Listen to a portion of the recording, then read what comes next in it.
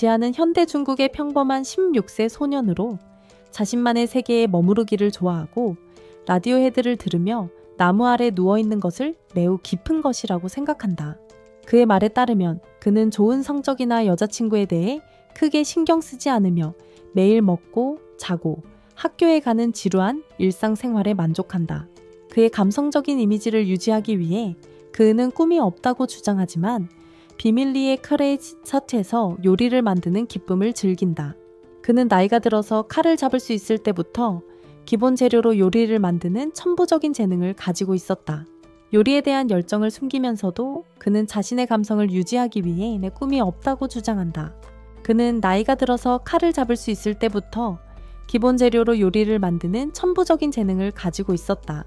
그는 나이가 들어서 칼을 잡을 수 있을 때부터 기본 재료로 요리를 만드는 천부적인 재능을 가지고 있었다.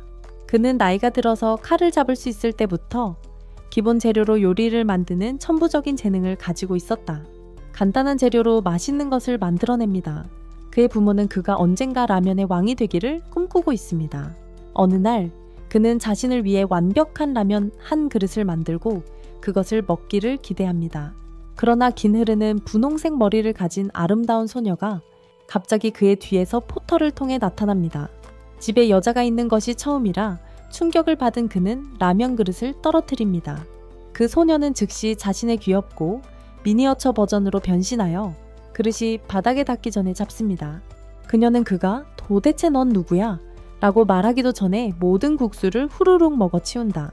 이게 자신의 진짜라고 믿지 않으려고 하며 그녀를 없애기 위해 창문 밖으로 먹어버리거나 화장실에 내버려 두려고 한다. 하지만 그녀는 계속 돌아와서 음식을 찾는다. 그녀는 마치 소용돌이처럼 부엌의 모든 음식을 빨아들이며 에너지를 충전하고 그 후에야 그의 질문에 답하기로 한다.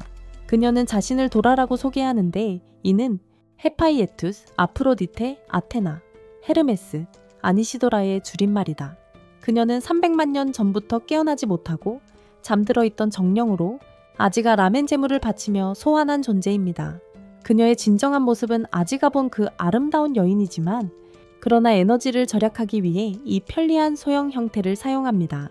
이 난장판에 얽히고 싶지 않아 학교에 가려고 그녀를 두고 떠나지만 길에서도 그녀는 떼쓰는 세일스맨처럼 따라다닙니다. 그에게 강력하고 상상도 못할 부자로 만들어주겠다고 약속하며 그와 계약을 맺으라고 끈적거립니다. 그녀는 수학 수업을 방해하게 하고 선생님을 화나게 만들기까지 한다. 그 후 그는 그녀가 보지 않을 때 몰래 일찍 나가기로 결심한다. 학교를 나서던 중 그는 소심하게 떨리는 손으로 사랑의 편지를 건네는 후배에게 접근당한다. 이것은 훌륭한 고등학교 로맨스의 시작일 수 있지만 도라가 다시 나타나면서 망쳐버리고 그는 폭발해 그녀에게 혼자 있게 해달라고 소리친다. 작은 도라를 볼 수 없는 불쌍한 소녀는 그녀와 말을 걸고 심장이 부서져서 도망치듯 뛰어간다. 그날 저녁 그는 그녀에게 과자를 던지며 그녀를 소환한 방법과 똑같이 그녀를 해체하려 한다. 그가 자신을 버리려 한다는 것을 깨닫자 그녀는 울기 시작하며 소환된 영혼이 주인으로부터 버려지면 영원히 유령처럼 세상을 떠돌아야 한다는 말을 한다. 그녀는 진정한 모습으로 변신하고 그에게 그가 좋아하는 모든 장소를 걸으며 소중한 기억을 만들기를 부탁한다. 그녀의 영원한 무서운 유령 생활 동안 소중한 순간들이다. 걷다가 그에게 세상을 자신이 보는 대로 보여주기 위해 손을 잡고 있다. 그는 어떤 사람들이 먹는 것을 즐기면서 빛나는 오라를 가지고 있다는 걸 본다. 길거리 상인이 입맛을 돌게 하는 음식을 팔거나 쇳대를 모아서 비둘기를 끌어들이는 노인 같은 사람들 말이다. 그녀는 모든 살아있는 것과 죽은 것 모두가 정신을 가지고 있다고 설명한다. 모두가 특정 종류의 정령을 부르는 능력이 있다고 한다. 하지만 이 세상의 진정한 본질을 이해하는 사람은 극소수에 불과하다. 소환의 힘을 마스터하고 소환사라고 불린다. 그들은 상상을 초월하는 일을 할 수 있는 힘을 가지고 있다. 그리고 그들은 중요한 역할을 하며 역사를 형성해왔다. 그녀는 그의 팔을 잡고 나무를 뽑아내며 자신의 힘을 시연한다. 그들이 소환사가 된다면 세상을 파괴하거나 고칠 수 있다고 말한다. 마지막으로 그녀는 그에게 소환사가 되고 싶은지 직접 묻고 그에게 손을 내민다. 모든 새로운 정보에 충격을 받은 그는 그녀의 손을 잡고 그녀는 바로 그와 계약을 맺고 채비 버전으로 변해 그가 자신의 함정에 빠진 것을 비웃기 위해 그를 조롱한다. 지금은 그가 원하든 원하지 않든 그녀와 함께 있게 되었다. 감사의 표시로 그녀는 그의 등에 뛰어오르고 날개를 자라나게 해서 날아간다. 처음에는 스카이스크래퍼들을 넘어서 도시의 새 시점에서 날아다니는 것이 마법 같은 경험이지만 에너지 소모로 인해 그녀는 매우 빨리 잠들어 그로 인해 그는 비행을 통제할 수 없게 된다. 그들은 혼란스러운 추락을 살아남지만 부상을 입지 않을 수 없다. 그의 집에서 상처를 치료하던 중 불이 갑자기 꺼졌어요. 전기요금을 납부하는 걸 깜빡했거든요. 그녀는 그의 손을 잡고 불이라는 말을 합니다. 작은 파란빛의 구체가 손바닥에서 나오며 하늘로 올라가 치유 능력을 가진 작은 빛방울들을 방출하는데 이를 반딧불이의 빛이라고 부릅니다. 돌에 따르면 이 빛 아래서 하룻밤 잘 자면 모든 상처가 치유된다고 해요. 그는 그녀에게서 출신지를 묻지만 그녀는 대답하려다 고대 전쟁의 트라우마를 떠올리게 하는 기억에 시달립니다. 그녀는 피할 수 없는 사슬에 얽매여 끝이 난다. 그것은 그녀에게 너무 많은 에너지를 소모하게 하고 그녀는 깊은 잠에 빠진다. 그 후 그들은 반딧불이 아래에서 함께 잠을 잔다. 다음날 알은 실시간 농구 경기를 보면서 도라는 선텐 라운저에 누워 아이스 커피를 마신다. 그곳에서 그들은 뉴스 채널이 도시 위를 나는 남자와 100년 된 나무의 신비로운 뿌리 뽑힘에 대한 보도를 하는 것을 본다. 이것은 그녀를 주목받는 것에 대해 편집증적으로 만들지만 그녀는 별로 신경 쓰지 않는 듯하다. 그가 링크인 파크 같은 음악을 듣고 바쁠 때 그녀는 식물대의 좀비 게임에서 온 육식 식물 영혼에게 납치된다. 그는 그것을 쫓아가지만 그 작은 놈은 엄청나게 빠르고 도라는 그가 너무 멀리 가면 힘을 쓸 수 없다.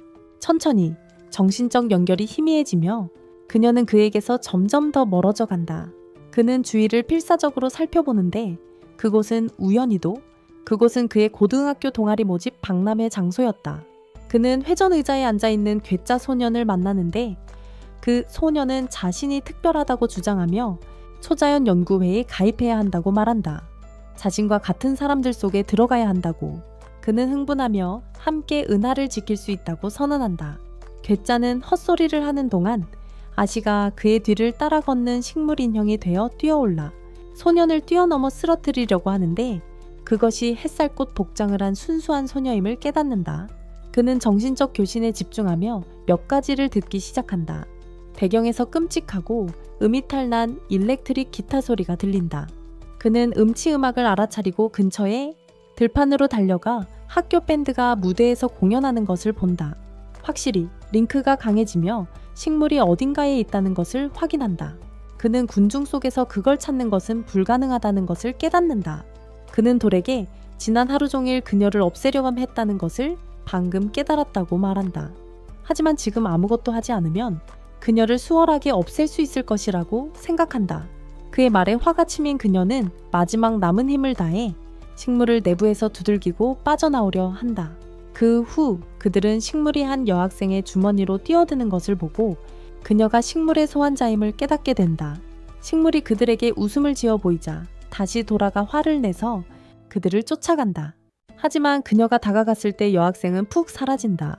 도라는 어떻게 그녀가 식물의 소환자임을 알았는지 묻고 그는 그녀가 일반 사람들이 볼 수 없는 도라와 식물을 모두 볼 수 있었기 때문이라고 답한다.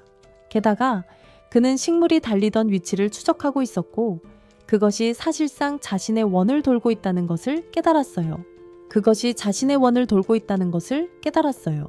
영혼은 소환자의 가까이에 있어야 하니까 이는 그 마스터가 이 원의 중심에서 기다리고 있었음을 의미했어요. 그것이 바로 이 들판이었죠. 그는 검은 장미 귀걸이를 하고 학교 엠블럼과 비슷한 디자인의 소녀를 알아챘다고 덧붙였어요.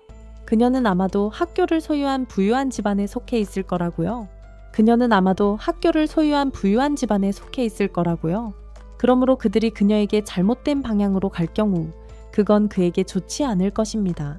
가장 걱정되는 것은 식물의 정령이 위협적이었다는 것이며 그녀가 그것에서 멀리 떨어져 있었음에도 불구하고 그녀의 전력은 그들에게 너무나도 강력하다는 것을 의미합니다. 추격은 너무 지쳤고 아와도라가 그의 교실에서 졸고 있습니다. 그들이 잠자는 동안 소녀가 교실로 성큼성큼 걸어오며 모두가 들떠서 그녀를 스타처럼 바라보고 수군댑니다.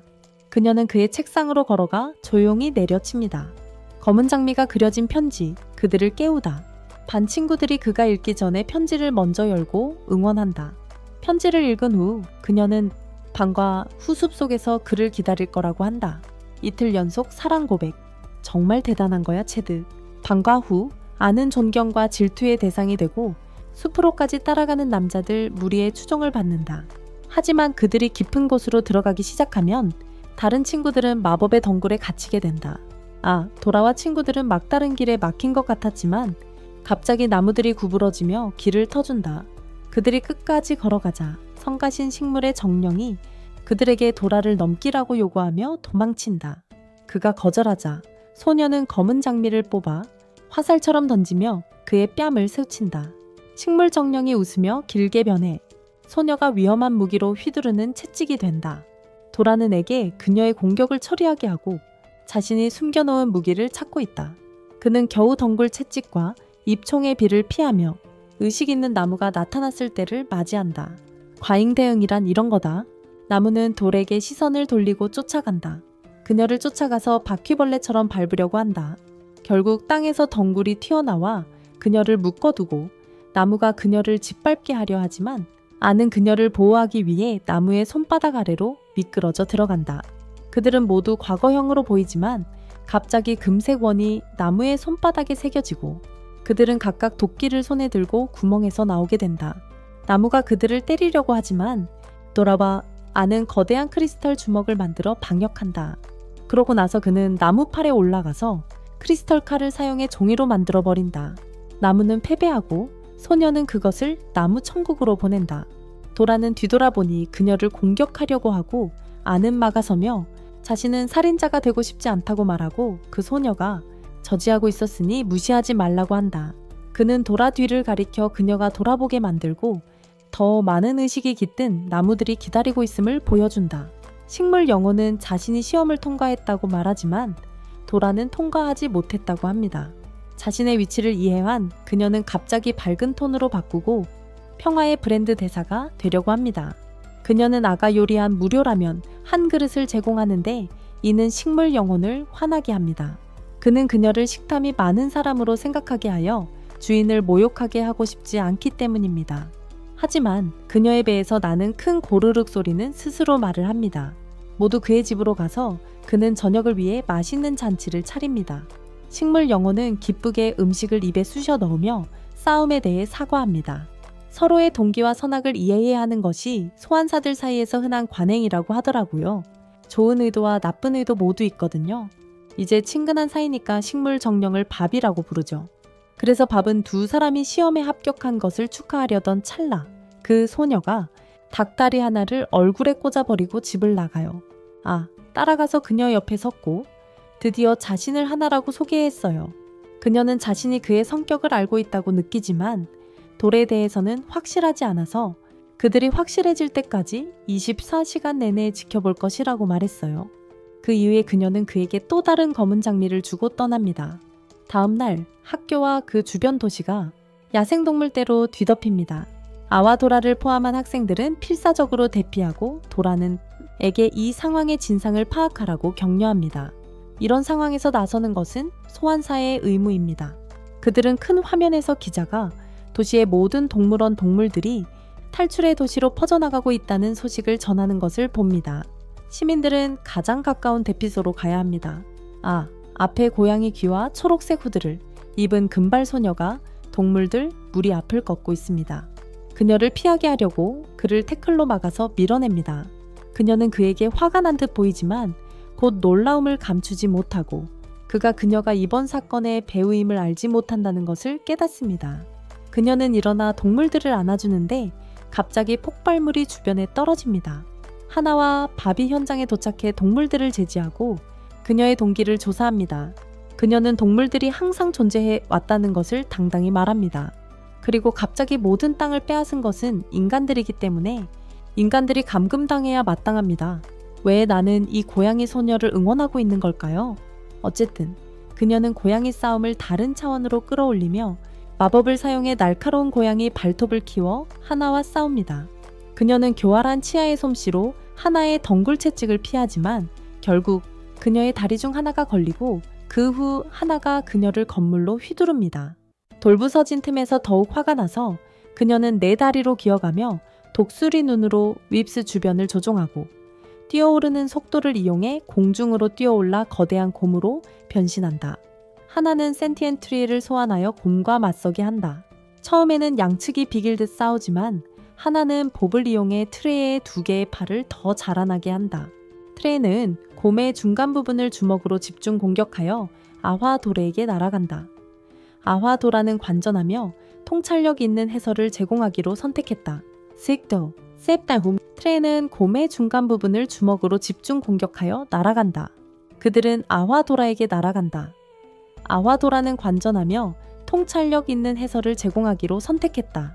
곰이 그들 위로 떨어지기 전에 그것은 녹색 물질로 터져나옵니다. 그것은 공격적인 늑대떼로 다시 형성됩니다. 늑대들은 숫자 때문에 나무를 압도하고 하나는 몇 군데 긁히게 됩니다. 하지만 그녀는 나무의 껍질의 가시를 키워서 그들을 막아냅니다. 늑대들은 거대한 뱀으로 변신하고 하나를 더욱 괴롭힙니다. 아는 두 소녀가 계속 이렇게 하면 죽을 것이라고 걱정합니다. 그와 도라는 마침내 간섭하여 뱀과 나무를 영혼 족쇄로 묶고 소녀들에게 싸움을 멈추라고 소리칩니다. 뱀이 다시 고양이 소녀로 변신한 후 아은은 소환사와 영혼 문제를 해결했다고 주장한다. 그는 고양이 소녀가 소환사가 아니라 실제로는 영혼이라는 것을 깨닫는다. 그리고 소환사는 이쁜 초승달 무늬가 임해에 있는 작은 아기 고양이란 것을 알게 된다. 그는 그녀가 왜 이런 소란을 일으켰는지 모르지만 그녀에게 이유가 있을 것임을 알고 즉시 그녀의 상처를 돌본다. 고양이가 울기 시작하고 그녀가 그를 처음 만났을 때 이후로 모든 것이 변했다. 그녀는 중상을 입었던 때를 회상하며 그때 아는 유일하게 그녀의 상처를 치료해준 인간이었다는 것을 떠올린다. 그녀는 처음에 그를 물고 핥히려고 했음에도 불구하고 그 후 그는 그녀에게 말말어리이라는 이름을 지어주었다. 아주 창의적이지, 그렇지? 고양이를 두고 논쟁이 벌어지며 하나와 밥은 고양이를 넘겨달라고 요구하고 아와도라는 위험이 사라졌다고 말하며 거부한다. 소환사는 이미 제압되었으니 귀여운 니코를 쫓을 이유가 없어. 밥은 계속하려 하지만 하나는 엄하게 말한다. 는 잘못된 친구와 적을 사귀고 있다고 하면서 걸어간다. 아는 미우를 집으로 데려가서 쉬게 할 때 고양이 소녀의 정령이 나와서 그에게 모든 동물이 소환사가 될 수 있는 잠재력이 있다는 것을 알려준다. 그녀가 아는 가장 좋은 소환사는 바로 그녀의 형이라고 한다. 하지만 마지막으로 그녀가 형을 본 것은 우유를 사러 갔을 때였는데 그것은 아버지도 그렇게 했던 것처럼 말이다.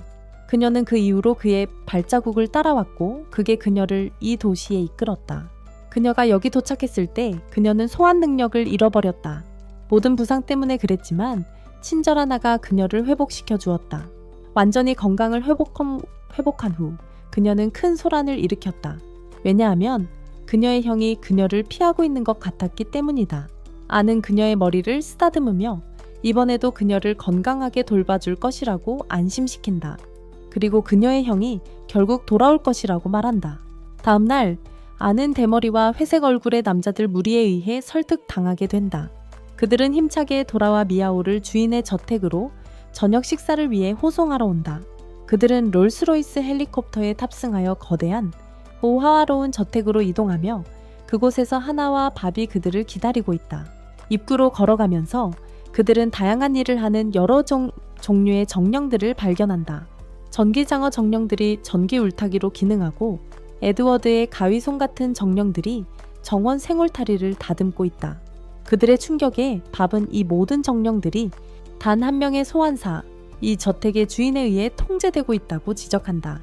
그들이 쌍둥이 계단이 있는 웅장한 로비에 들어서자 큰 대리석 여신상에 경탄하게 된다. 밥은 이 조각상이 최초의 감시자들의 리더이며 여신으로 여겨진다고 설명한다. 그들은 계단을 오르던 중 아가 감각이 뻐근해지고 조각상이 자신을 바라보고 있다는 이상한 기분을 느낀다. 갑자기 부드러운 여성의 목소리가 그의 이름을 부르고 계속해서 부른다. 그는 라벤더가 가득한 아름다운 풍경으로 이동하게 된다. 하늘과 눈이 닿는 곳까지 펼쳐진 초원, 멀리 그는 키가 큰 나무 아래에 서 있는 긴 머리카락을 가진 흰 드레스를 입은 여인을 본다. 그녀는 같은 목소리로 그를 부르며 손을 흔든다. 그는 그녀에게 가고 싶다는 듯 손을 내밀지만 도리스가 그를 현실로 끌어당긴다. 그들은 창 앞에 서 있는 하얀 머리의 노인을 가진 지팡이를 든 방으로 들어간다. 그는 그들을 맞이하며 돌아서서 소개한다. 그는 흑장미 가문의 두목인 한란으로 자신을 소개한다. 도라는 그의 친절한 성격을 온화한 노인으로 오해하지만 그는 곧 강한 힘을 사용해 모두를 압도하며 모두 앉게 만들고 매력적으로 편히 쉬라고 말한다. 그는 몇 가지를 논의하기 위해 부르었지만 먼저 마법을 이용한 파워포인트 프레젠테이션으로 전체 맥락을 설명하고 싶어 한다. 모든 것에는 영혼이 있으며 그런 이야기가 전해진다. 모든 영혼의 원천은 하나의 수정입니다. 물론 그것은 만약 누군가가 그 수정을 소유한다면 상상할 수 없는 힘을 갖게 된다는 의미입니다. 고대부터 소환사들은 두 진영으로 나뉘어 왔습니다. 즉 감시자들과 파괴자들입니다. 감시자들은 자연이 가장 좋은 것을 이해하고 그것이 자연스럽게 흘러가도록 하며 세상의 균형을 지키는 철학을 받아들입니다. 반면에 파괴자들은 세상을 정복하고 모든 것을 빼앗으려 합니다. 살인을 포함한 어떤 수단을 통해서든 힘을 소환하는 것. 모든 소환사는 자신이 싸울 이유를 선택해야 한다. 마침내 그는 에게 어떤 편에 서고 싶은지 직접 묻는다. 그는 자신의 질문을 그리 진지하게 받아들이지 않는 것 같아서 하를란이 자신의 개인사를 꺼낸다. 그는 자신의 부모가 그가 5살 때 어떤 흔적도 남기지 않고 자신을 버렸다는 것을 알고 있다고 밝힌다. 그는 자립할 수 있을 만큼 성장할 때까지 양 부모에게 길러졌다. 사실 그는 금발머리인데 정기적으로 검은색으로 염색해서 숨기고 있다. 그는 생계를 유지하기 위해 2개의 아르바이트를 하고 있지만 여전히 모범 학생으로 지내고 있다. 그래서 그는 미래에 대해 신경 쓰지 않는 척하지만 동료들보다 더 열심히 일하며 좋은 미래를 위해 노력하고 있다. 그는 부모님의 실종과 도라의 소환이 연결되어 있을 가능성을 한 번이라도 생각해 본 적이 있는지 묻는다. 도라는 처음에는 이 노인의 말을 믿지 않지만 아예지 지갑에 있는 가족 사진을 보고 금발머리의 키트를 보게 된다. 사진에서 얼굴이 지워진 어머니와 아버지, 하를라는 말이 그녀의 형제를 찾고 있다는 것을 알고 있다고 밝힌다. 하지만 그의 실종 이후 그는 파괴자의 끔찍한 암살자 중 한 명으로 세계에서 가장 수배되는 범죄자 중 하나가 되었다. 이 주제는 손님들에게 너무 무겁게 느껴져서 하를라는 그들에게 블랙 로즈 펜션에서 며칠간 머물 수 있는 시간을 준다. 명확히 생각하고 결정을 내리기 위해서 마침내 저녁이 제공된다. 하지만 그들이 식사를 시작하기도 전에 파괴자가 침입합니다. 하를라는 즉시 행동에 나서고 전투는 저택의 대부분을 파괴합니다. 그는 다른 사람들에게 대피하라고 하지만 그들은 너무 멀리 가지 못하고 또 다른 총을 가진 파괴자에게 공격받습니다. 마오나는 멀리서 형이 그리워지고 영혼의 형태로 변신하여 그와 대화하려 하지만 그는 한마디도 하지 않고 그녀를 공격합니다. 이를 보나가 분노를 가득 안고 도라의 힘을 빌려 그에게 돌진합니다. 그럼에도 불구하고 그는 또 다른 파괴자의 마법에 의해 기절해버립니다. 자신이 초원으로 돌아가고 이번에는 나무 가까이에 있으며 그의 어머니가 그를 부르고 뒤에서 그를 안아준다. 도라가 그에게 다가가 필사적으로 그를 깨우려 한다. 한편 하나는 그녀의 감성나무 중 하나와 함께 총을 든 여성과 맞서고 있지만 그 여자는 자신을 공중으로 띄우기 위해 한정판 제트팩 힐리를 신고 있다. 또 다른 파괴자가 땅에서 나와 나무를 뒤에서 공격하고 이는 하나와 밥에게 심각한 부상을 입힌다. 파괴자는 그녀 뒤에서 나타나 목을 베어버린다. 운 좋게도 할레는 즉시 보브의 비명을 듣고 그녀를 치료하여 출혈이 많아지기 전에 회복시킨다. 그러나 그는 3명의 파괴자들에게 동시에 습격당하고 총잡이는 그의 머리에 구멍을 뚫어버린다. 그는 달콤한 소녀 한나가 꽃을 주는 모습을 보고 그 힘으로 정신을 온전히 발휘할 의지를 얻는다. 세봄, 그는 그렇게 강력한 마법을 해제하여 그 길의 전체 길이에 크레이터를 형성한다. 불행히도 파괴자들은 그것을 피할 수 있었고 지도자는 그의 죽음의 신 같은 영혼과 직접 마주합니다. 죽음의 신이 승리를 거두고 하를란이 쓰러집니다. 지도자는 그의 영적 에너지를 흡수하고 추종자들에게 다른 이들은 나중에 유용할 것이니 살려두라고 말합니다. 순식간에 그들은 사라지고 한때 아름다웠던 검은 장미 저택은 완전히 폐허가 됩니다. 다음날 아와 다른 이들은 그의 집에서 회복합니다. 검은 장미 저택의 파괴와 사라짐, 가족의 이야기가 전국의 주요 신문에 보도됩니다. 밥은 치명적인 부상 이후 깨어나지 않은 하나를 치료하기 위해 티렐 레슬리 일합니다. 도라는 즉시 파괴자들을 처치할 준비가 되어 있지만 아는 현재의 힘으로 정면으로 맞서면 그들을 이길 가능성이 없다고 지적합니다.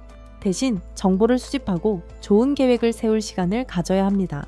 그는 하를랑과 파괴자들 간의 전투를 담은 온라인에 게시된 영상을 보여줍니다. 이 영상은 누군가 위성 카메라를 통해 전체 길이를 생중계했습니다. 그는 그 계정을 들여다봤고 그녀의 이름이 스탠이고 그녀의 피드는 소환사 관련 기사와 업데이트로 가득 차 있다는 것을 발견했어요.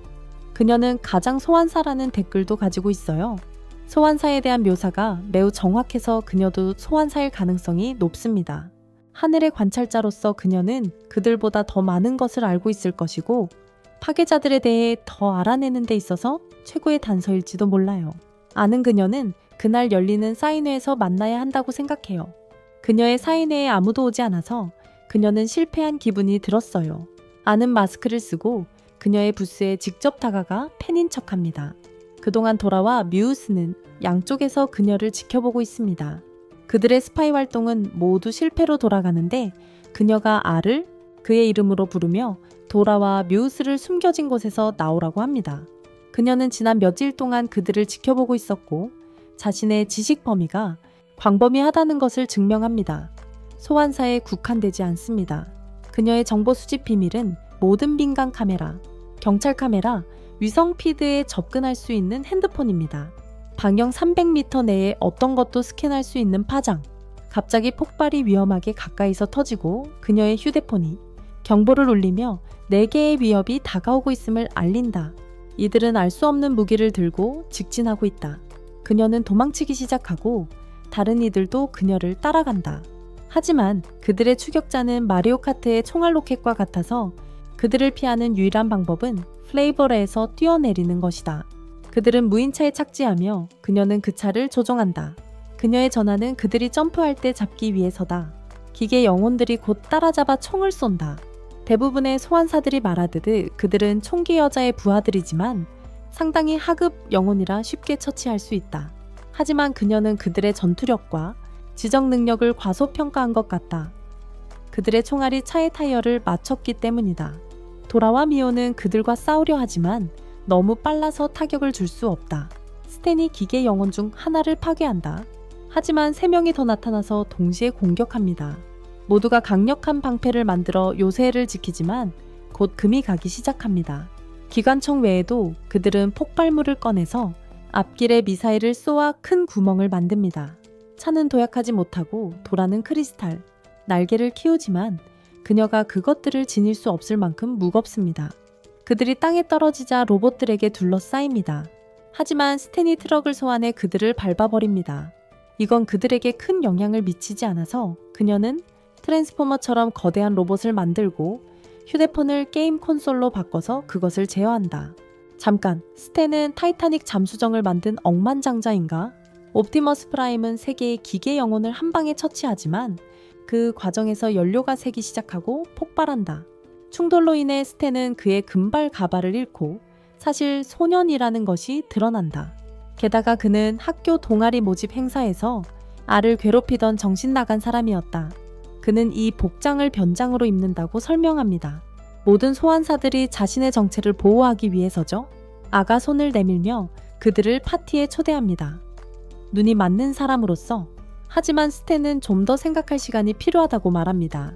그를 그의 비밀 실험실로 데려가는데 사실 그것은 와푸스 스티커로 덮인 밴입니다. 비디오 게임과 쇼이, 내부에는 첨단 기술 장비들이 가득 차 있지만 또한 많은 오타쿠 같은 수집품들도 있습니다. 만화책 판본과 액션 피규어 등이. 그는 그들에게 도시 곳곳에서 영적 에너지 서명을 감지하는 방법을 보여줍니다. 이렇게 해서 영적 활동을 추적하는 거죠. 한 달 전까지만 해도 도시의 대부분 영혼들은 잠자고 있었고 파괴자 활동도 거의 없었습니다. 그러나 최근 파괴자 활동이 늘어나면서 그들은 잠자는 영혼들을 자신들만의 것으로 빼앗아 가고 있는 것 같습니다. 블랙 로즈 맨션에는 거의 100개의 영혼이 있었기 때문에 이번 공격은 일종의 영적 은행 강도처럼 많은 영혼들을 한 번에 얻기 위한 기회로 여겨졌을 겁니다. 또 한 가지 주목할 점은 모든 잠재된 영혼들이 깨어난 것 같습니다. 3월 17일 우리가 도라를 소환한 날에 말이죠. 이건 단순한 우연이 아닙니다. 그들은 더 많은 단서를 찾기 위해 블랙 로즈 맨션으로 돌아갑니다. 스탠은 그의 소나를 사용해 맨션의 영혼들의 잔여 에너지를 감지하고 하늘을 나는 카메라 영혼 중 하나를 스캔하여 그 기억을 살펴보고 범죄 현장을 재구성합니다. 첫 번째 공격은 루스리스라는 이름의 지구 소환사로 하늘에서 왔습니다. 그는 그들이 포털을 사용하여 공중에서 기습하고 저택의 방어를 우회했을 것이라고 추측합니다. 즉, 스페이스라는 이름의 차원 소환자가 또한 관련되어 있다는 것입니다. 동시에 플레임이라는 총격 여전사도 돌진했습니다. 그의 말에 따르면 그녀는 불소환사이며 매우 무섭습니다. 잘 표현 정언했어요, 스탠. 네 번째 파괴자는 크로우, 마오의 형입니다. 그녀와 마찬가지로 동물 소환사입니다. 그와 그의 까마귀들은 이상적인 정찰대입니다. 그는 셀에게 그가 기절하기 전의 순간들을 이야기해 달라고 요청한다. 그의 이야기를 들으면서 그는 자신이 꿈이라는 이름의 은밀한 파괴자에게 납치당했음을 추측한다. 여섯 번째 파괴자는 완벽한 암살자와 같았고 그림자 속에서 나타나 하나의 목을 베었다. 그녀의 코드네임은 섀도우이며 환상을 소환하는 자이다. 마침내 하를란에게 결정타를 날린 일곱 번째 파괴자는 하트로 알려져 있으며 팍스의 리더이다. 그는 사신처럼 영혼과 사람들의 영혼을 흡수할 수 있어. 그들은 차원 소환사가 더 조사하기 위해 만든 분화구 바닥으로 미끄러져 내려간다. 스탠의 소환사는 수호자들이 안전하게 보관했던 수천 개의 영혼이 담긴 박물관이 있었다고 밝혀 하지만 지금은 그들이 파괴자들의 손에 직접 넘어갔다. 아가잔의 가운데 이상하게 생긴 조각을 발견하고 스탠이 분석해보니 그것이 러스플의 돌몸 일부였음을 알게 된다. 마오가 냄새를 맡으며 전체에 붉은 사마귀꽃 특유의 향기가 퍼져 있음을 감지한다. 아가 그것이 도시 주변의 특정 장소에서만 피는 희귀한 꽃임을 지적한다. 그들은 그 꽃이 자라는 곳이 도시 근처의 한 지역임을 알게 된다. 스탠은 그 위치가 도시에서 300km 떨어진 성림이라고 지목한다.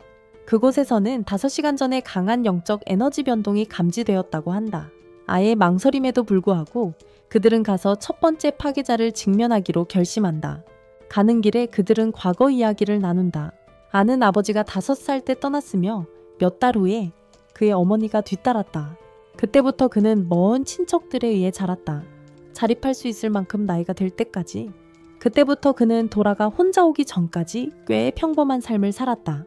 도라는 자신이 기억할 수 있는 것이 별로 없다고 고백하며 처음에는 혼자였고 방랑자의 삶을 살았다는 것만 알고 있다. 그녀가 떠돌아다니는 동안 많은 일이 일어났고 많은 사람들을 만났다. 그러나 세부사항을 기억하려고 너무 애쓰면 머리가 아프기 시작한다. 스탠은 그녀를 전신 스캔하고 그녀의 기억이 누군가에 의해 고의적으로 봉인되었다고 보여준다. 그들이 돌숲에 도착하자 그들은 한때 마을의 일부였던 집과 가게의 해골을 발견한다. 스탠은 10년 전 신비한 상황에서 모두 파괴되었다고 설명한다. 숲 깊숙이 들어가자 그들은 한가운데 집이 있는 붉은 거미백합의 진홍빛 들판을 만난다. 그들은 꽃들 사이에 숨고 한 남자를 지켜본다. 집에서 나와 땅을 두드리기 시작합니다. 스타는 그에게서 영적인 변화를 감지하지 못하며 그저 평범한 농부일 뿐이라는 것을 알게 됩니다. 그들은 계속해서 지켜보며 그 남자가 다른 일상적인 활동들을 하는 동안에도 계속 주시합니다. 도라가 쥐에게 놀라서 그들의 은신처를 드러냅니다.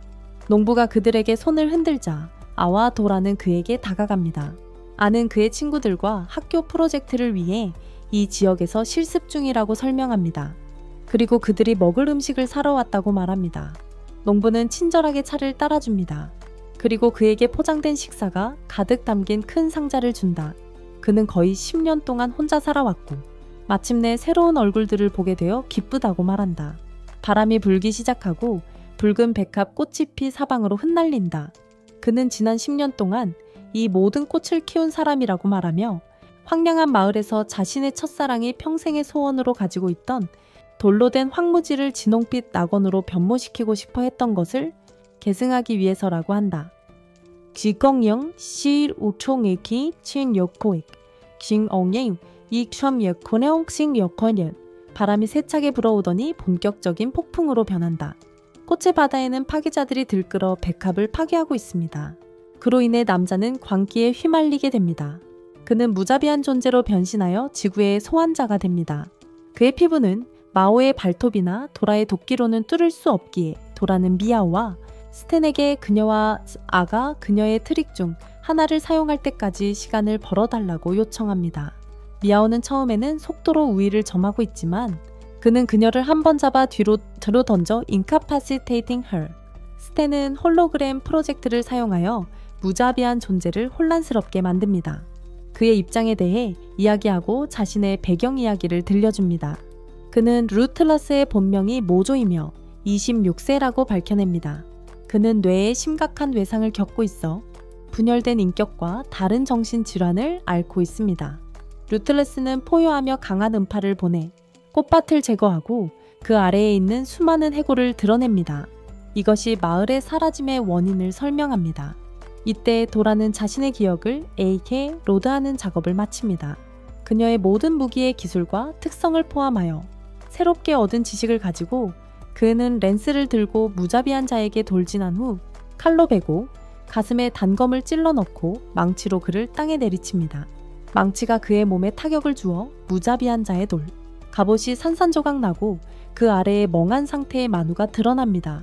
그는 그들을 키렌으로 데려가라고 재촉하며 그 이후로 상황이 훨씬 나빠질 것이라고 주장합니다. 그는 태어나기 전부터 기생악령에 사로잡혀 있었다고 말하며 그로 인해 그의 어머니가 출산 중에 죽었다고 합니다. 그의 아버지도 몇 년 후 슬픔을 견디지 못하고 세상을 떠났다. 그는 마을에서 괴물로 알려졌고 이상한 돌팔 때문에 다른 아이들에게 괴롭힘을 당했다. 그는 종종 자신의 몸을 제어하지 못하고 괴롭히는 아이들에게 폭력을 행사했다. 수빈. 그는 마을에서 완전히 외면당했고 주민들은 그를 처벌하기 위해 때리고 산속에 묶어 죽이기로 결정하는 재판을 열었다. 그러나 어느 날 아부아라는 친절한 소녀가 그에게 다가와 매일 음식을 주었다. 그녀는 항상 꽃을 키우는 꿈을 꿨지만 불모의 토양과 가혹한 태양 때문에 반복적으로 실패했다. 그녀는 이곳을 꽃의 바다로 만들겠다는 꿈에 대한 희망을 결코 잃지 않았다. 한 번, 그는 그녀에게 꽃씨를 주라고 요청했고 그녀는 성공적으로 그의 돌팔에 흰 거미백합을 키웠다. 그들은 함께 행복한 세월을 보냈지만 돌마을에서는 상황이 악화되었다. 주민들은 모든 불행의 원인이 그라고 확신하며 그의 분노를 쏟았고 그를 한 번에 죽이기로 결심했다. 아부아는 저항하려 했지만 그들은 더 이상 그녀를 믿지 않았고 둘 다 구타당했다. 마을 사람 중 한 명이 그들에게 낫을 휘두르며 그녀의 등을 찔렀다. 이를 본 그는 수년간 그 안에서 끓어오르던 기생충과 분노를 풀어냈다. 그리고 마을 전체를 파괴했다. 그의 팔에 자생하던 흰색 거미백합은 붉은색으로 변하고 그는 그것을 오아의 차가운 시신 위에 놓았다. 이제 마을 사람들의 살로 풍부해진 토양은 피처럼 붉은 거미백합이 피어나는 결과를 낳았다. 그는 기생 영혼을 억제하는 유일한 것은 그의 몸에 있는 쇠사슬과 핵심이라고 말하며 이는 파괴자의 리더가 파괴가 필요할 때마다 그를 풀어주겠다는 조건으로 주었다고 합니다. 하지만 봉인이 깨지고 기생 영혼이 풀려나면서 무드를 완전히 삼켜버립니다. 그들이 아무리 애써도 이길 수 없습니다. 미아오는 중상을 입고 오아의 망치는 흠집 하나 내지 못하고 부러집니다. 오아는 창을 그의 머리에 던지며 관통하지만 그저 이를 꺼내어 이쑤시개처럼 던져버린다. 도라는 A가 단 한 방에 그것을 물리칠 수 있도록 가능한 한 강력한 무기를 소환하려고 애쓴다. 하지만 그것조차도 무너지게 된다. 충격으로 A는 땅에 세게 부딪히고 의식을 잃는다. 도라는 그의 곁으로 달려가 자신의 목숨을 걸고 그를 보호하고자 한다. 그녀의 간절한 외침은 무드에 울려 퍼지고 그는 자신을 보호하던 오아를 떠올린다. 하지만 그 영혼은 여전히 강력한 타격을 가한다. 한편 A는 자신이 다른 영역으로 이동하는 것을 본다. 가운데에 수정이 있는 사슬에 묶인 상태. 체인 중 하나를 만지자 그것이 사라진다. 다음으로 그는 수정에 손을 대고 그것이 도라를 수정으로 감싼다. 그 안에서 그녀는 레임을 소환하는 능력을 얻는다. 1000개의 검이 마침내 영혼을 제압한다. 그녀는 큰 수정 날개를 가지고 수정에서 나온다. 붉은 머리, 완전히 검은 눈, 그리고 한 쌍의 뿔. 그녀는 하늘에서 천상의 심판이라는 거대한 날을 내린다. 지구의 영혼을 완전히 파괴하는 것과 같다. 그 후 그녀는 평소의 치비 모습으로 돌아가 A를 확인한다. 그가 의식을 되찾은 후 그들은 무도의 시신을 확인하며 그가 죽었음을 확인한다. 스타는 리드를 잃어 우울해하지만 A는 이제 필요 없다고 말한다. 왜냐하면 파괴자들이 이 사건 이후로 그들을 쫓아올 것이기 때문이다. 그들은 스탄밴으로 현장을 벗어나지만 A와 미아오는 부상으로 아직도 의식을 잃은 상태다. 하지만 그들은 스탄의 공격 전에 회복할 시간이 없다. 휴대폰이 강한 영적 에너지 변동을 알립니다. 그림자 거미차를 깨끗이 반으로 가릅니다. 모든 사람들이 파괴자의 소나기로 내던져집니다. 불꽃이 스탠과 에미아의 머리를 강타합니다. A는 그들을 보려고 머리를 들어올리지만 모든 파괴자가 그 앞에 서 있어 시야를 가립니다. 일어나지도 못하는 그는 사신이 그를 들어 올려 하늘로 던지고 우주는 우주 절단기를 보내 그를 찢어 놓습니다. 그의 눈이 감기며 마지막으로 본 것은 돌아가 공포에 질린 채 자신을 바라보는 모습이었다. 그는 다른 차원에서 깨어나 우주를 배회하는 여러 개의 유리 조각들을 보게 된다. 그에게 다가오는 검은 망토와 후드를 뒤집어 쓴 남자가 그의 동료들이 유리 조각 중 하나에서 겪은 비극적인 운명을 보여준다. 그들은 모두 죽었고 하트씨가 그들의 영혼을 모두 빨아들였다. A는 유리 조각을 부셔버리고 절규하며 자신이 그들을 보호하지 못한 것이 잘못이라고 외친다. 그때 남자는 그를 3분 돌려보내기로 제안한다. 다시 한번 구할 기회를 위해 그는 두건을 벗고 A는 즉시 그를 아버지로 알아본다. 아버지는 안심시키며 다시 돌려보내며 말한다. 그는 기다리고 있다고. 모든 일이 끝난 후 그가 악마의 용광로로 오기를. A는 다시 벤에 있게 되지만 이번에는 깨어나서 긴장 상태다. 그는 일어날 모든 일과 해야 할 일을 빠르게 말한다. 파괴자들이 텔레포트로 벤에 도착하고 섀도우가 벤을 부수는 순간 그들은 아무도 없는 것을 보고 충격을 받는다. 매트리스 중 하나에는 시계가 달린 폭탄이 묶여있고 몇 초 후 폭발한다. 그들은 차량을 바꾼 것이 많은 시간을 벌어주지 않을 것임을 알고 가능한 한 빨리 오즈의 집으로 가서 하나를 데려가려 한다. 하지만 그들이 도착했을 때 그녀는 이미 사라졌다. 폭력의 흔적은 없고 A는 침대에 그녀가 남긴 편지와 검은 장미를 발견한다. 스탠이 그들에게 파괴자들이 집에서 단 2km 거리에 있다고 알린다. 그들은 하나의 헬리콥터에서 스텔스 모드로 도망친다. A는 자신과 밥이 남긴 메시지를 확인하기 위해 편지를 연다. 그 내용은 본질적으로 같다. 그들은 A를 악마 용광로에서 기다리고 있다. 거기서 전체 캐스트가 제외할 것으로 기대하고 있는 건가? 마오는 오빠를 찾으며 이렇게 말한다. 몇몇 사람들은 그가 악마 용광로에 갔었다고 했다. 스탠은 그것에 대해 알고 있으며 소환사들을 위한 고대의 성스러운 아레나라고 말한다. 그들은 여기서 수련을 받아 제자에서 공식적인 소환사로 전환하는 과정을 겪습니다. 그는 매우 들떠서 오랜 세월 동안 루머가 있다는 것을 설명합니다. 용광로의 깊은 곳에 수많은 신비하고 값진 보물들이 숨겨져 있다는 루머입니다.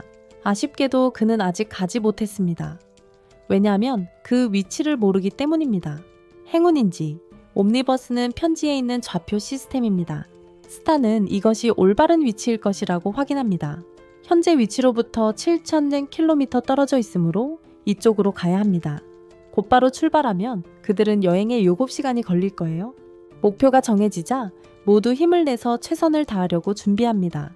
7시간 후 스판이 도착하자 그들을 깨웁니다. 창문 밖에서 처음 보는 것은 소용돌이치는 바다 위의 거대하고 분노한 허리케인입니다. 스판은 이곳이 사망의 바다라고 부르는 이유를 설명합니다. 많은 배와 비행기가 이곳에서 추락했기 때문입니다.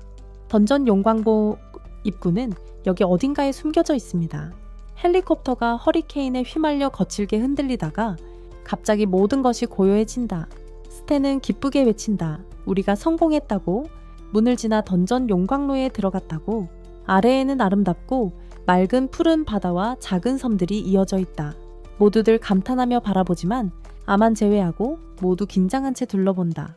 갑자기 헬리콥터 안에 포털이 열리며 섀도우 블레이드가 나타난다. 그리고 즉시 그들을 공격하지만 아가 성스러운 방패로 막습니다. 그러나 배기 타격이 헬리콥터를 여전히 파괴합니다. 스타는 헬리콥터를 손이 모두를 잡을 수 있는 로봇으로 재조립합니다. 아예 미스틱 대포로 그녀를 공격합니다. 마오의 클로윈드는 유령검을 견디지만 그녀는 도망칩니다. 불꽃이 튀어올라 총알 포구를 내리고 그들의 공격을 가볍게 피합니다. 로봇은 피해를 입고 추락하기 시작합니다.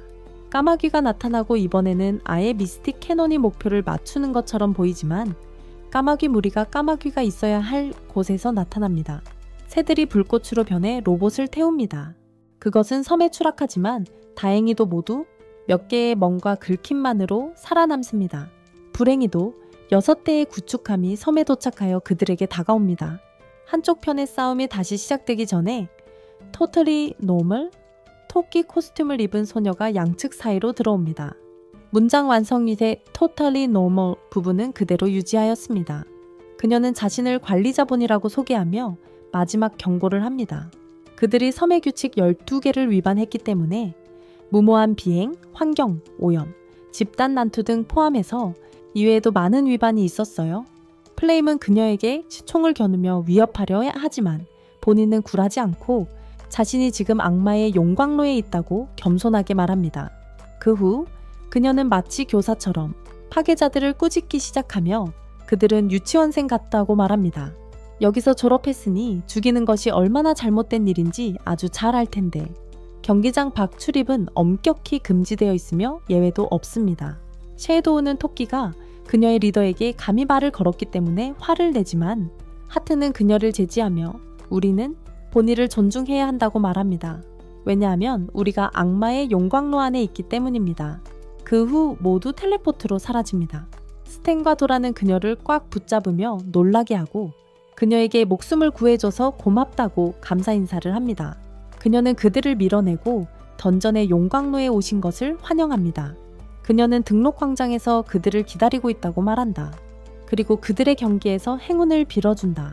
그들은 그녀에게 몇 가지 질문을 하고 싶지만 그녀는 갑자기 돌아서서 다른 방향으로 달려간다. 그들은 그녀를 쫓아가려 하지만 그녀는 믿을 수 없을 만큼 빨라서 결국 놓쳐버린다. 추격전은 그들을 지치게 하지만 다행히도 리차드라는 여행 상인이 그들을 발견하고 그의 거대한 파충류에 태워준다. 하트는 그의 제안을 기꺼이 받아들이고 그들은 다시 돌아가는 길에 오른다. 리처드는 그들이 어떻게 여기에 오게 되었는지 묻고 도라는 사람들에게 쫓기기 위해 여기로 왔다고 대답한다. 그는 그들이 올바른 곳에 왔다고 말하며 이 섬은 사형수들이 도망치기 위해 자주 사용되는 피난처라고 한다. 그리고 이곳이 완전히 안전한 공간이라고 확신시킨다. 그는 감시자들과 파괴자들이 얽혀있는 끝없는 전쟁이 양쪽 모두에게 큰 비용을 초래했다고 설명한다. 따라서 더 이상의 손실을 완화하기 위해 양측은 휴전을 협상했다. 이 섬, 던전 퍼니스는 모든 일을 평화롭게 해결하기 위한 장소로 만들어졌습니다. 그 규칙에 따라 모든 문제를 해결할 수 있도록요. 유엔과 올림픽이 섞인 것이라고 생각하면 됩니다. 파괴자들이 그들을 그냥 보내준 것도 놀라운 일이 아닙니다. 왜냐하면 섬의 평화를 깨는 사람은 양쪽 모두의 적이 되기 때문입니다. 리차드는 그들을 섬에서 가장 유명한 술집으로 데려가고 주인의 비밀 음료를 시켜보라고 합니다. 바텐더는 그들에게 초보자인지 묻고 그는 희미하게 윙크로 응답합니다. 이 친구는 순수한 의도만 가지고 있다고 확신해. 그들은 모두 형광 녹색 음료 한 병씩을 받아들고 즉시 한 번에 마셔버려. 모두가 이 음료가 정말 맛있고 상쾌하다고 생각해. 심지어 그들의 작은 상처들이 모두 치유되었다는 것을 깨달아. 리처드는 이게 섬의 최고급 약수라고 말해. 그들은 즉시 또 한 잔을 요구해. 리처드는 그들이 자신의 계획에 딱 걸렸다는 것에 웃어. 왜냐하면 이 음료는 매우 중독성이 강하니까 그들은 더 이상 마실 수 없을 때까지 마신다. 그리고 청구서는 무려 235천 퍼니스 달러에 달한다. 리차드는 진정한 신사답게 이번에는 그들을 위해 계산하겠다고 한다. 그들은 수많은 시장, 식당, 호텔, 그리고 집들이 있는 활기찬 퍼니스타운을 돌아본다. 덜 화려한 사실은 이곳이 패배자들의 마을이라고 불린다는 것이다. 왜냐하면 경기장에서 패배한 사람들만 이곳에 살기 때문이다. 그들은 자신의 가게가 마을에서 가장 좋은 옷을 판다고 알리는 판매원을 본다. 리현재에 너덜너덜한 옷을 교체해야 한다는 것을 깨닫게 만듭니다. 리차드가 여기서 찾을 수 있는 모든 것이 저품질이고 좋은 물품은 암시장에 있다고 주장합니다. 그래도 그들이 구경하는 것을 허락합니다. 처음부터 폭넓은 옷의 종류에 놀라며 비싼 물건을 고릅니다. 이 상인도 리차드에게 그들이 초보자인지 묻고 그는 그에게 좋은 물건을 보여달라고 합니다. 그는 그들을 위해 이 40만 달러의 화로 비용도 관대하게 부담합니다. 그는 그들을 더 방해하려 하지만 알은 그들이 관광하러 온 것이 아니라는 것을 상기시킵니다. 리처드는 웃으며 그들을 등록홀로 직접 안내합니다. 등록홀은 높은 언덕 위에 위치해 있으며 긴 계단을 올라가야만 접근할 수 있습니다. 그는 자신의 파충류를 뒤에 두고 그들과 함께 올라가며 악마의 화로에 숨 막히는 아름다움에 감탄합니다. 그들은 입구에 도착하자마자 불안정한 흥분으로 가득 차게 됩니다. 선과 악이 만나는 전설적인 경기장입니다. 그들은 다시 보니를 보게 되고 그녀는 그날의 행사 진행자로서 군중에게 이야기합니다. 그녀는 그들이 완전한 소환사가 되기 위한 연합된 목표를 상기시켜 군중을 격려합니다. 그리고 마침내 그날의 등록을 시작한다고 선언합니다. 4개의 마법의 문이 열리고 본인은 참가자들이 어느 문을 통해서든 이벤트에 등록할 수 있다고 말합니다. 오즈 파티는 문 하나로 향하지만 그들은 200만의 등록 비용을 요구하는 수호령에 의해 막힙니다. 모두가 그 액수의 충격을 받지만 스탠은 자신감 있게 경비원에게 걸어가서 그 돈을 지불하고 설명하기 시작합니다. 그는 마약 카르텔 계정들을 해킹했다고 말합니다. 나머지 사람들은 두 번째 문으로 걸어가서 자격 기준이 미모라고 알게 됩니다. 도라가 본래의 모습으로 변신하여 멋지게 통과합니다. 따라서 도라와 오즈는 성공적으로 들어갑니다. 마오는 최선을 다하지만 실패합니다. 미안해, 마오. 나는 확실히 너를 통과시켜줄게. 권력의 우위? 그녀는 통과 조건이 맹공력인 문 3으로 간다. 최근 거절당한 후 그녀는 강력한 곰으로 변신하여 시험을 통과하고 입장한다. 리차드가 그들을 맞이하는 곳은 반대편으로 들어가서 평판에 기반한 문 4회를 통해서다. 이곳은 VIP, 유명인사, 백만장자를 위한 전용 길입니다. 그러니 그도 중요한 인물일 것입니다. 보니가 모두를 플랫폼으로 안내하며 그들이 공식적으로 악마 용광로 경기장에 들어섰다고 발표합니다. 그곳은 100층으로 구성되어 있으며 처음 20층은 세심하게 설계된 경쟁 아레나입니다. 플랫폼이 내려가던 중 첫 5층도 통과하지 못한 경쟁자들을 만나게 됩니다. 리처드는 자신도 반복자라고 밝히고 자신의 최고 기록에서 9층을 클리어했다고 말합니다. 도라는 그들이 쉽게 100층을 한 번에 클리어할 것이라고 크게 외치며 모두 오즈를 포함해 파티를 합니다. 그녀를 비웃습니다. 오즈는 아버지를 어느 층에서 만날지 궁금해합니다. 그들이 첫 번째 층에 도착하자 보니가 첫 번째 체크포인트를 활성화하고 매 10층마다 새로운 체크포인트를 만날 것이라고 설명합니다. 그들이 어떤 층에서든지 지면 마지막 체크포인트에서 다시 시작해야 합니다. 첫 번째 층은 참가자들이 무료로 머무를 수 있는 호화로운 호텔입니다. 그녀는 그들에게 편안히 쉬고 내일의 탈락 도전까지 즐거운 시간을 가지라고 말하고 떠납니다. 마우스는 호텔의 레스토랑을 찾아내고 모두 거기로 달려가 잔치에 참여합니다. 하지만 리처드와 같은 베테랑들은 남아 있습니다. 그들은 이미 시련이 시작된 것을 알고 있기 때문입니다. 그들은 2층의 보스가 세계 최고 순위의 고문을 즐기는 참가자들을 상대하는 잠복 마스터다. 한편 오즈와 친구들은 수영장에서 재미있게 놀고 있을 때 퓨어니스 TV에서 방송을 보게 된다. 그 방송은 한나와 밥을 이번 시즌 최우수 선수 MVP로 발표한다. 한나는 이번 시즌 처음으로 281층에 도착한 선수이기 때문이다. 모두가 그녀를 응원하고 자신들도 그녀를 따라잡기 위해 동기를 부여받는다. 순진한 아마추어들은 좋은 밤의 수면을 위해 방으로 들어가지만 모든 베테랑들은 로비에 머물러 있다. 물론 오즈는 한밤중에 일어나서 뒤에 있는 벽을 깨닫습니다. 그들은 가시로 무장하고 그들에게 다가오고 있다. 도라가 어떤 무기를 던져도 문 안에 가시는 꿈쩍도 하지 않는다. 창문도 꽉 닫혀 있다. 그들이 다진 고기로 변할 순간 오즈가 그녀에게 무기를 만들듯 해골 열쇠를 촌주레하라고 말하고 그들은 방에서 탈출한다. 미아오도 거대한 바퀴벌레로 변신하여 문 아래의 틈을 통해 빠져나간다. 다른 참가자들도 대부분 탈출하지만 스탠은 어디에서도 보이지 않는다. 다행히도 그는 환기구에서 살아서 내려온다. 라운드의 사장님이 방송으로 알리며 이번 라운드에는 규칙이 없으며 유일한 목표는 호텔을 살아서 빠져나가는 것이라고 말한다. 모든 구역이 거대한 미친 쥐덫으로 변한다. 그들이 달릴 때 앞에 있던 일부 바닥이 용암 구덩이로 무너진다. 그들은 도망치려고 하지만 모두 구덩이에 빠지고 만다. 도라는 재빨리 생각해서 크리스털 날개를 이용해 스탠을 구한다. 왈라는 신발에 있는 제트팩을 사용해 위로 날아오른다. 미아오와 다른 이들이 그에게 붙잡힌다. 일행은 달려가면서 함정을 피하다가 에프런트 엑사이트라는 표지가 있는 문에 도착한다. 그러나 그들은 소중한 참가자들이 남긴 모든 메모에 혼란스러워하며 문 너머에 무엇이 있는지에 대한 상반된 메시지를 보게 된다. 그들 중 아무도 결정을 내리지 못하다가 오즈가 깊게 숨을 들이쉬고 문을 힘껏 열어젖힌다. 그들은 큰 방에 흩어져 있는 여러 참가자들과 붉은 옷을 입은 남자를 본다. 소년 귀마스크와 초록색 고글이 중앙에 있습니다. 그 남자가 박수를 치며 자신이 레벨의 보스임을 밝힙니다. 그는 모든 참가자들이 첫 번째 층의 시험을 통과했다고 축하하며 그리고 이번 라운드에서 30명만이 통과했고 사부 7명은 심각한 부상을 입었으며 13명이 사망했다고 발표합니다. 화나서 난동을 부리는 참가자들이 소년을 때리려 하지만 그는 그들을 전기로 감전시키고 무거운 블록으로 가두어 버립니다. 다음으로 그는 모든 승리자를 첫 번째 층을 클리어한 상으로 나무 보물 상자로 포상합니다. 오즈는 자신의 상자를 열어 3개의 결정질 조각과 장미색 반지를 발견합니다. 미아오는 3만 페르시아 달러와 반 개의 거친 다이아몬드를 받고 리차드는 불행히도 2개 맞지 않는 중고 부츠 한 켤레를 받습니다. 스타는 자신의 가슴을 열어보니 폭발물이 가득 차 있는 것을 보고 혼란스러워합니다. 보스가 기뻐서 비명을 지르며 재킷 속의 당첨 상품을 공개할 때가 왔다고 선언합니다. 그것은 2층으로 가는 열쇠이기 때문입니다.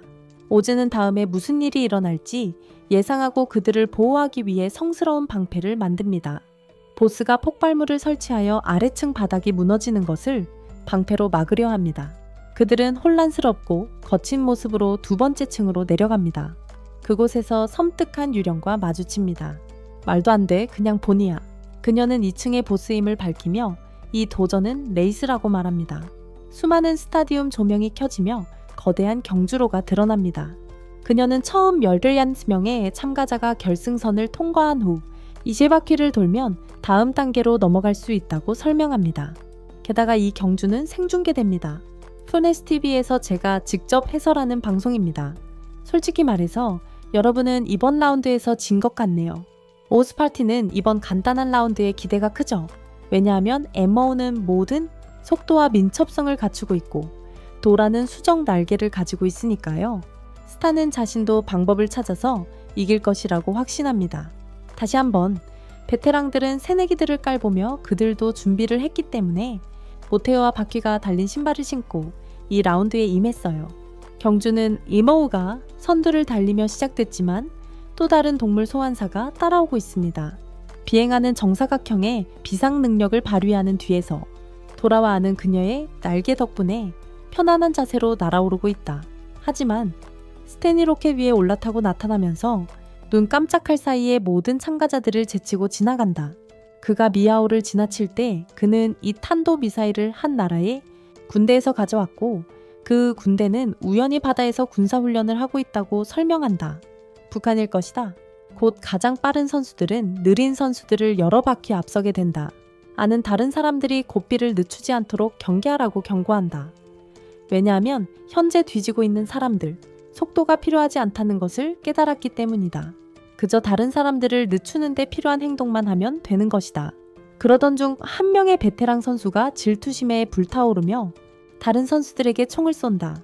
아와돌에게도 총을 쏜다. 그리고 그 총알은 그들이 맞닿을 때까지 그들을 따라다님으로 도라는 카우보이에게 날아간다. 그가 총에 맞아 자신의 약을 맛보게 하려고 합니다. 또 다른 참가자가 매우 강력한 독가스를 방출하여 순식간에 참가자들을 무력화시킵니다. 숨이 막히고 근육 경련을 일으켜서 말이죠. 일부는 심지어 미쳐서 트랙에 쓰러집니다.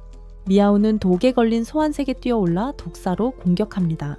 그가 방심했을 때 나르는 다람쥐가 바람의 힘을 사용하여 그를 소용돌이로 빨아들입니다. 또 다른 6팔의 소환사가 트랙을 돌진과 배기로 바꾸며 가까이 오는 누구에게나 자신의 검을 빠르게 휘두릅니다. 그는 자발적인 항복을 대가로 자비를 구하는 두 참가자를 죽이려 하고 있습니다. 그때 스탠이 소환사를 향해 미사일을 돌려보내며 간섭합니다. 검사는 미사일을 여러 조각으로 베어내고 상처 없이 착지합니다. 스탠은 자신의 좋아하는 만화 작가 중 한 명이 나타나 소환사와 싸우는 순간 그의 날카로운 말들이 문자 그대로 칼날로 변합니다. 결국 검객은 조각나고 말았다. 스타는 그의 영웅에게 감사하고 사인을 요청한다. 마침내 경주가 끝나가고 있다. 왜냐하면 15명 이하의 참가자만이 계속 진행할 수 있기 때문이다. 그들이 해야 할 일은 결승선을 통과하는 것이다. 하지만 오스파티는 여전히 기운이 넘친다. 왜냐하면 각자 1등을 차지하려는 동기가 있기 때문이다. 머우는 A 화도라를 0.5초 차로 제치고 1등을 차지하게 된다. 2위 수상자입니다. 3위는 유명 만화가 히로에게 돌아갑니다. 정말 다재다능한 남자네요. 파괴자들은 그들의 리더에 의해 경기장에 참가하는 것이 금지되었습니다. 이 모든 것을 페메스TV에서 지켜보세요. 3층 도전은 요리 대회입니다. 하되 혀가 감기는 맛있는 요리로 쉽게 통과합니다. 심사위원들은 음식 전쟁에 있는 것 같다라고 생각합니다. 미아오는 틀을 벗어난 생각을 하며 화려한 신선한 과일과 채소로 가득한 그릇을 준비하여 분위기를 북돋웁니다. 스탠은 아이스크림 만드는 로봇의 도움으로 최고의 디저트를 만듭니다. 4층 도전은 캐리오프 도전으로 이전 층의 바쁜 시험에서 잠시 휴식을 제공합니다. 가장 시끄러운 참가자가 승리하는데 이번 경우는 전기 기타리스트를 이긴 울고 있는 아기입니다. 파괴자들이 이 기괴한 광경을 지켜보는 것은 이해가 됩니다. 플레임이 너무 흥분해서 TV에 총을 3발 쏘아버린다. 그녀는 그들이 너무 쉽게 즐기고 있다고 생각하기 때문이다. 그때 리더인 하트가 들어오고 그들은 자신들이 하고 있던 일을 설명하려고 한다. 그러나 리더는 적들이 즐겁게 노는 모습을 보며 그들의 분노를 이해한다. 그들은 그저 주위를 빙빙 돌고 있어야 하니까. 게다가 그는 스페이스 플레임, 그리고 섀도우가 한 번도 참여한 적이 없다는 것을 깨닫고 그들에게 일주일 동안 참석할 수 있도록 허락해주며 오즈 파티에 함께하라고 한다. 그들은 무서워 보이는 모습의 인물을 데리고 가기로 동의한다. 빛나는 눈을 가진 채 고든 옷을 입은 모습이다. 그는 그들에게 애게 대신 전달하라고 말한다. 그가 그에게 특별한 선물을 가져왔다고. 한편 본인은 상위 관계자들에게 현재 경기 이벤트를 설명하며 말한다. 이번 시즌 그룹 7위의 경쟁자는 총 별 비명 중 15명이다. 그들이 5층에 오른 참가자는 이들이다. 그녀는 지금까지의 모든 경기에서 3만 톤의 영적 에너지를 모았다고 덧붙인다. 더 높은 어른이 말을 듣고 기뻐하고 희생을 시작할 시간이라고 결정합니다. 연결될 텔레포트 게이트를 활성화하여 프로그램 악마 용광로의 모든 참가자는 100층 아래로, 본인은 거대한 의식이 없는 다른 그랜드 룸에 들어갑니다. 체인에 쌓인 여자는 천장에 매달려 있습니다. 그녀는 정중하게 그녀를 모든 정신의 근원인 여신 판도라라고 부릅니다. 그녀에게 영적 에너지를 제물로 바칩니다. 그녀는 위협적으로 말합니다. 만약 그들이 마침내 성공적으로 그녀를 깨울 수 있다면 깊은 잠에 빠지면 악마 용광로에서 그들이 한 모든 것이 가치가 있을 것입니다. 이야기는 이제 막 시작되었습니다.